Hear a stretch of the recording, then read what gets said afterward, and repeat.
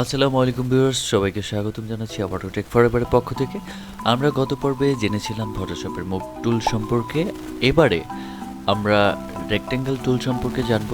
So ভিডিওটি না টেনে সম্পূর্ণ দেখার অনুরোধ রইল।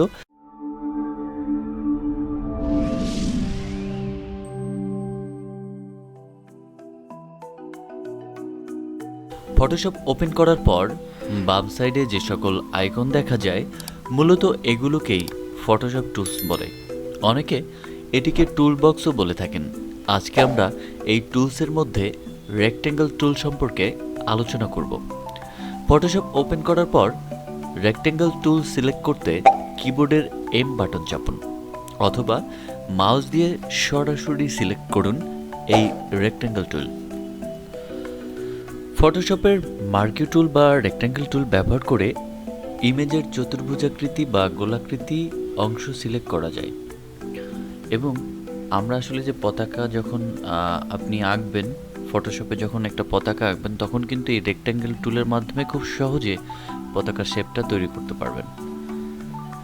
আর এটাকে আসলে সিলেকশন টুল গ্রুপের একটি অংশ বলা হয়। রেক্ট্যাঙ্গেল টুল বা মার্কিউ টুলে 4 প্রকার টুল আছে। এই টুলগুলো ব্যবহার করে ইমেজে বিভিন্ন ধরনের সিলেকশন করা যায় বা পরিবর্তন আনা সম্ভব। ফটোশপ প্রোগ্রাম ওপেন করার পর উপরের ছবিটির বাম পাশে লাল কালার করা আইকনটি হচ্ছে মার্কিউ টুল। মার্কিউ টুলের উপর মাউস পয়েন্টার থেকে রাইট বাটন চাপলে 4টি টুল দেখা যাবে, ঠিক উপরের ছবিটির মতো। রেক্ট্যাঙ্গেল টুল দিয়ে কিভাবে কাজ করতে হয় তার জন্য আমরা একটি ফটোশপে ওপেন করে নিব। তো ভিউয়ার্স, আপনারা দেখতে পাচ্ছেন একটি ক্যাঙ্গারু সহ একটি এইচডি মোডের ফটো আমি কিন্তু ফটোশপে ইম্পোর্ট করে নিয়েছি, অর্থাৎ ওপেন করে নিয়েছি। এবার রেক্ট্যাঙ্গেল টুলের সাহায্যে আমি এই ফটোতে কিভাবে কাজ করতে পারবো সে সম্পর্কে আপনাদের দেখাতে চেষ্টা করব। তো ভিউয়ার্স, রেক্ট্যাঙ্গেল টুলের মাধ্যমে আমি এখন ক্যাঙ্গারুর এই মাথার অংশটা সিলেক্ট করব স্কোয়ার রুটে।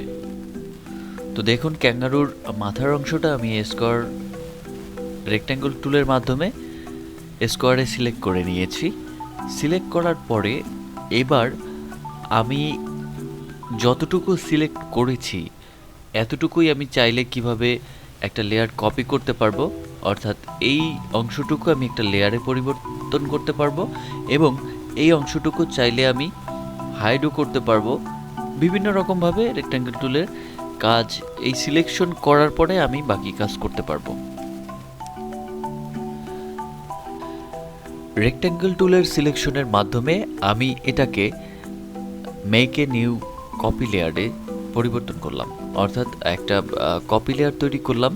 কপি লেয়ার তৈরি করার ফলে যেটা হয়েছে, আমার এই যে অংশটুকু যতটুকু আমি সিলেক্ট করেছি এতটুকু অংশই কিন্তু আমার সিলেকশনের ফলে, আমি একটা কপি লেয়ার করার ফলে আমার ওই অংশটুকুই কপি হয়েছে।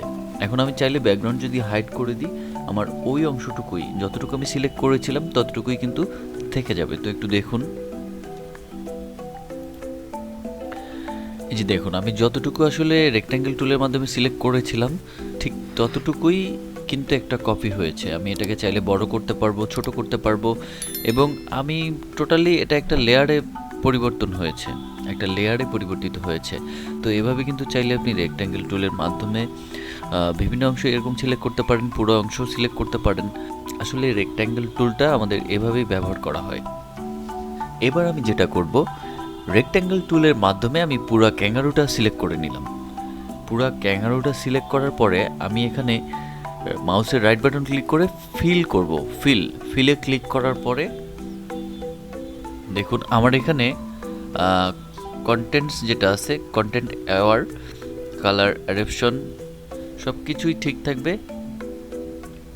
যেরকম আছে মুড, নর্মাল, অপোসিটি 100%, সব কিছুই সেম থাকবে। আমি যখন এটাকে ওকে দিলাম, দেখেন বুম, এখানে কিন্তু যতটুকু আমি সিলেক্ট করেছিলাম আমার ক্যাঙ্গারুটা কিন্তু টোটালি এখন নাই, মাঠ ফাঁকা। তো আসলে আপনার এভাবে স্কোয়ার আকৃতির বা রেক্ট্যাঙ্গেল টুলের মাধ্যমে আপনি সিলেক্ট করেও কিন্তু এইভাবে এই কাজগুলো করতে পারবেন খুব ইজিলি। মূলত রেক্ট্যাঙ্গেল টুলের মাধ্যমে আপনি চাইলে কপি, কাট, ফিল, মুভ টুল ইত্যাদি ইউজ করতে পারবেন। অর্থাৎ রেক্ট্যাঙ্গেল টুল ব্যবহার করে আপনি এটাকে কপি করতে পারবেন নতুন লেয়ারে বা কাট করতে পারবেন, ফিল করতে পারবেন, মুভ করতে পারবেন নতুন লেয়ার করে।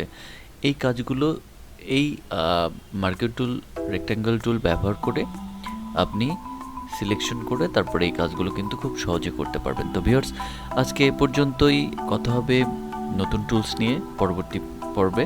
অবশ্যই আমাদের সাথে থাকবেন। সে পর্যন্ত সবাই ভালো থাকবেন। আল্লাহ হাফেজ।